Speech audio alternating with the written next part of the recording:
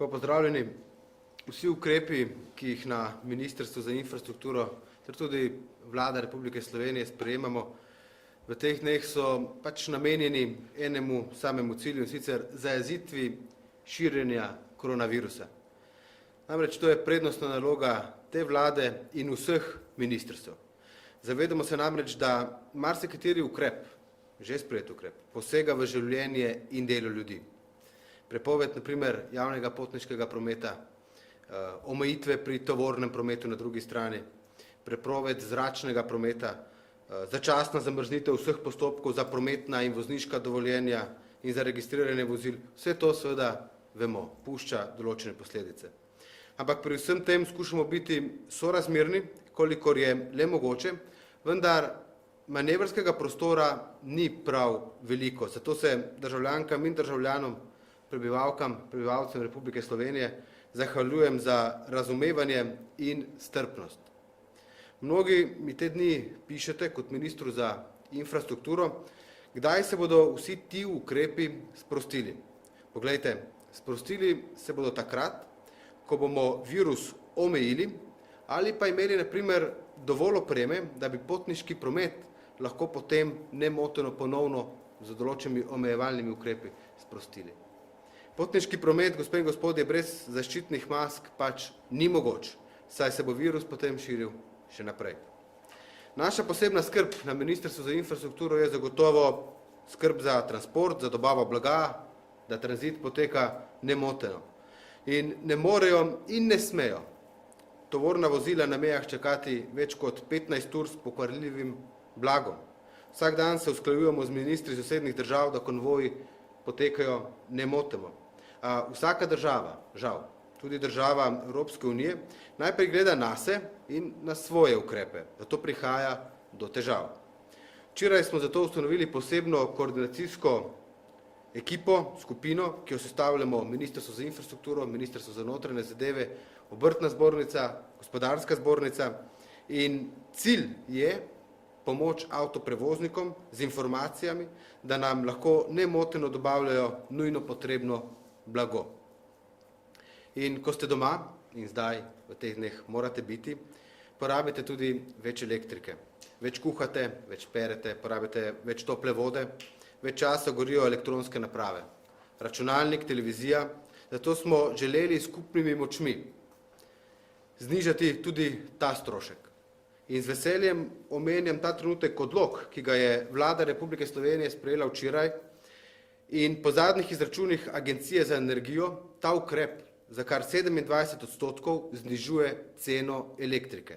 Torej, za približno 850 tisoč gospodinjstev in 95 tisoč poslovnih odjemalcev bo od meseca marca do vključno meseca maja strošek elektrike nižji za okoli 27%.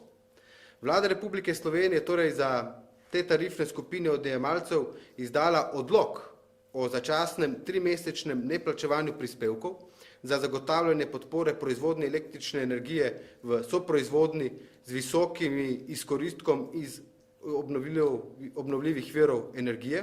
Poleg tega pa tudi Agencija za energijo sprejela ukrep, da za ta čas, torej od 1. marca do 31. maja, ne plačuje omrežnine. Ker se oba ukrepa navezujeta na začasno neplačevanje prispevkov, bodo nižje položnice najbolj občutili ravno socialno šibkejši, kar je še posebej pomembno v tem času. Cena omrežnine, ta je namreč v domeni Agencije za energijo, in zahvalil bi se direktorici za vso kooperativnost, da je šla na roko pri ideji o nižanju cen elektrike ter seveda vsem elektrodistributerjem, Elesu, Sodu in drugim. Tu so potrebno razumevanje in odprtost torej izkazale te družbe in drugi deležniki na področju elektrogospodarstva, zato se vsem zahvaljujem za sodelovanje. Zelo hitro smo namreč ta ukrep od ideje do konca pripeljali. In morda se komu 27% ne zdi veliko, a verjamem, da bo nižji znesek na položnici za elektriko vsaj malo olajšal položaj družinam, manjšim poslovnim uporabnikom, DO-jem, SP-jem. Torej, v teh težkih trenutkih bo to ena velika olajševalna okoliščina. Zlasti tistim, ki položnice iz meseca v mesec težko plačujejo. In tudi na drugih področjih iščemo rešitve, da bi olajšali materialne skrbi ljudi, ki so se znašli v izjemno zahtevnih razmerah, kjer je pomoč države nujna in pravzaprav samoumevna. Zelo pomembna je skrb, da bo kritična infrastruktura, torej oskrba za električno energijo, delovala nemoteno. Zato smo v neprestanem stiku z elektrogospodarstvom, ki ravna po natančno določenih varnostnih protokolih, da ne bi prišlo do kakšnihkoli motenj pri oskrbi z energijo. In zagotavljam, da je ta oskrba nemotena ter da bo tako tudi v bodoče. Včeraj sem obiskal letališče Jožeta Pučnika, se sestal tudi s poslovodstvom družbe in se prepričal, da vsi postopki preverjanja zdravstvenega stanja ob vračanju Slovenk in Slovencev v domovino z turističnih destinacij potekajo dosledno in da je za varnost javnega zdravja ustrezno poskrbljeno. Zato smo lahko brez skrbi, kar gre tudi zahvala osebju letališča, poslovodstvu letališča Jožeta Pučnika, ki v teh dneh zgledno sodeluje, učinkovito sodeluje tudi z Vlado Republike Slovenije. Odprti smo še naprej za vse predloge, za morebitne dodatne ukrepe, ki bi olajšali sedanje razmere, ki bi jih s področja infrastrukture imela javnost oziroma posamezniki. Vse bomo preučili, kar jih bomo prejeli. Tako da, drage državljanke, državljani, vabljeni k idejam.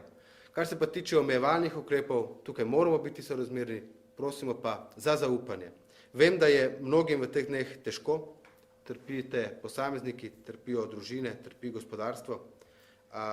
Vlada Republike Slovenije bo sprejela tudi ukrepe, ki bodo pomenili in omogočali nov zagon in novo upanje.